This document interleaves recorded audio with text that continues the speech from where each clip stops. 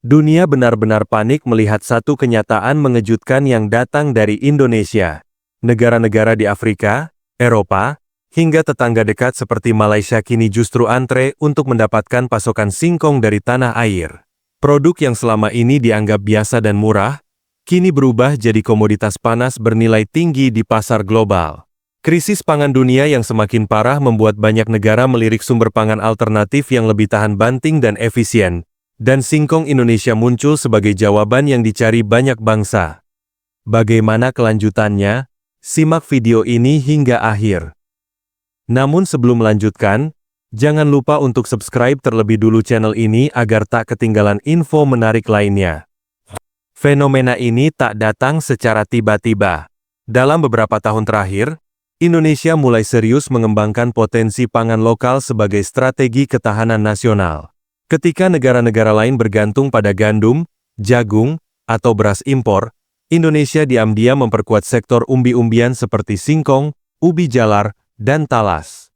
Hasilnya, ketika krisis global melanda, negeri ini tetap berdiri kokoh, dan kini bahkan menjadi penentu arah pangan dunia. Singkong Indonesia bukan hanya unggul dari sisi kuantitas, tapi juga kualitas. Kandungan karbohidrat tinggi, daya tahan yang kuat terhadap cuaca ekstrim, dan kemampuan tumbuh di lahan marginal membuatnya jauh lebih efisien dibandingkan tanaman lain. Hal ini membuat negara-negara seperti Nigeria, Sudan, dan Kenya mulai memborong singkong RI dalam skala besar.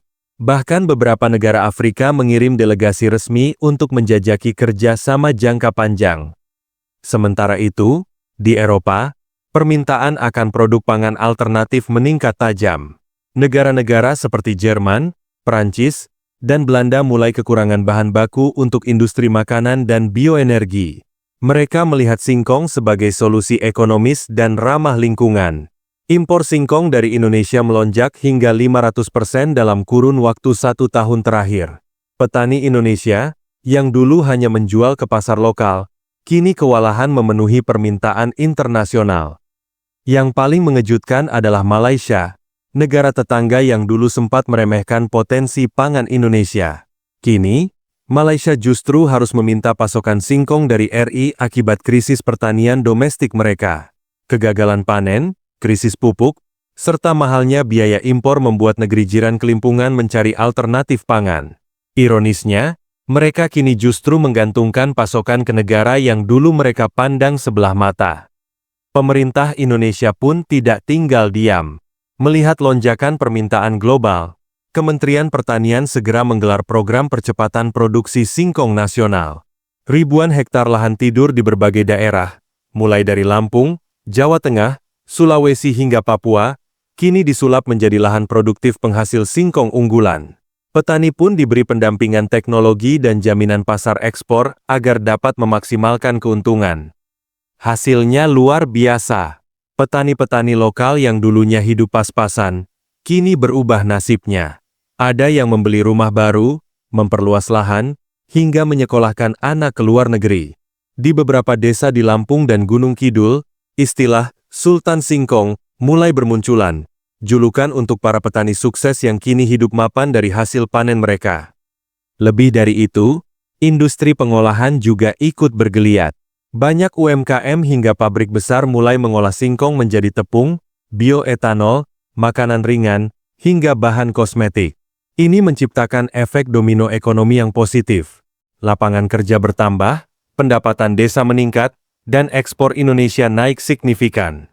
Singkong tak lagi dipandang sebelah mata. Sekarang ia jadi bintang di panggung global. Media internasional pun mulai menyoroti keajaiban ini. Artikel di media Eropa menyebut Indonesia sebagai The Cassava Superpower, kekuatan besar baru dalam dunia pangan.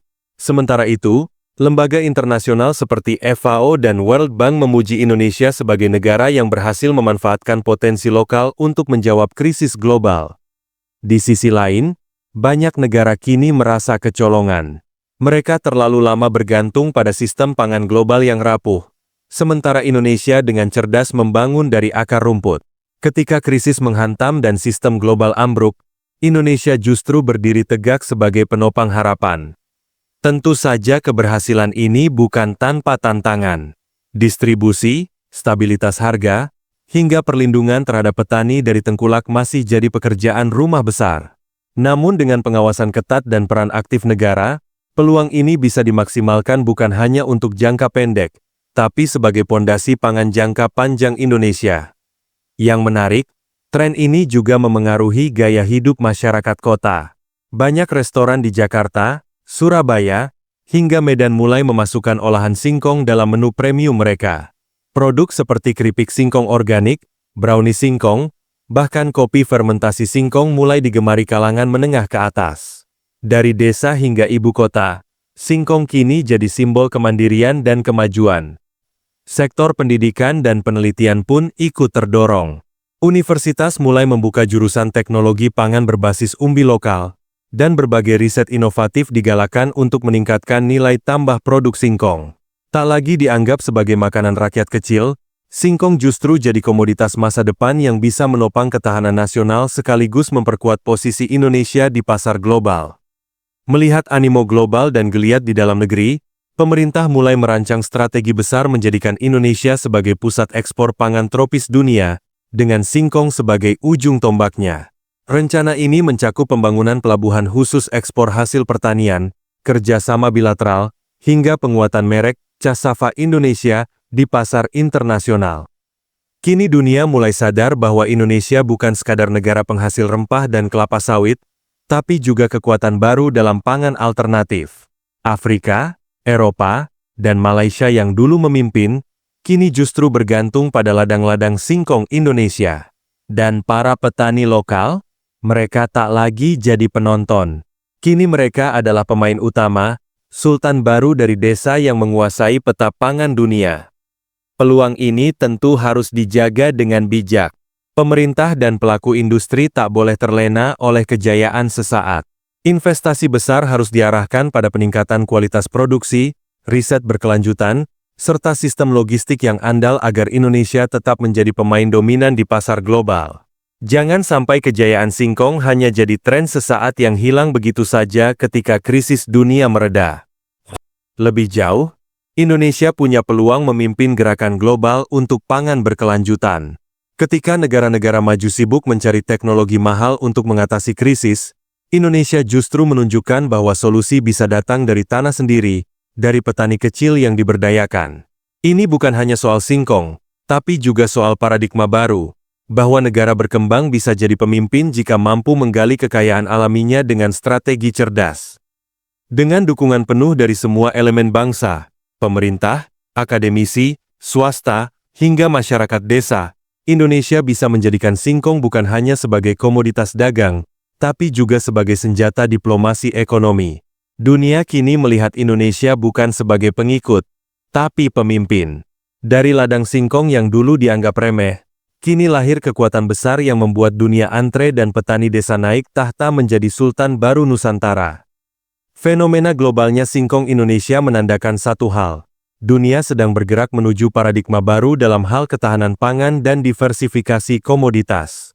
Singkong yang dulu dianggap sebagai bahan makanan kelas 2 kini berubah menjadi primadona yang diperebutkan negara-negara besar.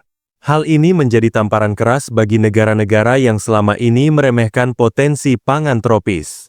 Dan di tengah perubahan ini, Indonesia tidak lagi berada di posisi mengekor, melainkan memimpin, dengan tangan para petani lokal sebagai ujung tombak perubahan besar tersebut.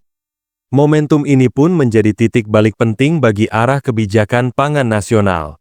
Pemerintah diharapkan tidak hanya fokus pada ekspor dan nilai ekonomi, tapi juga memperkuat struktur pertanian lokal. Infrastruktur penyimpanan, distribusi, hingga inovasi teknologi untuk pengolahan singkong harus menjadi prioritas. Jika dikelola dengan tepat, bukan tak mungkin dalam 10 tahun ke depan, Indonesia bisa menjadi pusat pangan dunia berbasis tanaman tropis, dengan singkong sebagai simbol kejayaan pangan Nusantara yang tak tergoyahkan. Kini, bukan hanya Afrika, Eropa, atau Malaysia yang memandang ke Indonesia dengan rasa kagum, tetapi seluruh dunia mulai sadar bahwa kekuatan besar tidak selalu datang dari teknologi canggih atau modal besar. Kadang, kekuatan itu tumbuh dari ladang-ladang sederhana, dari kerja keras petani desa, dan dari keteguhan bangsa untuk berdiri di atas kaki sendiri. Dari singkong, Indonesia membuktikan bahwa negeri ini layak disebut Sultan Pangan Baru Dunia.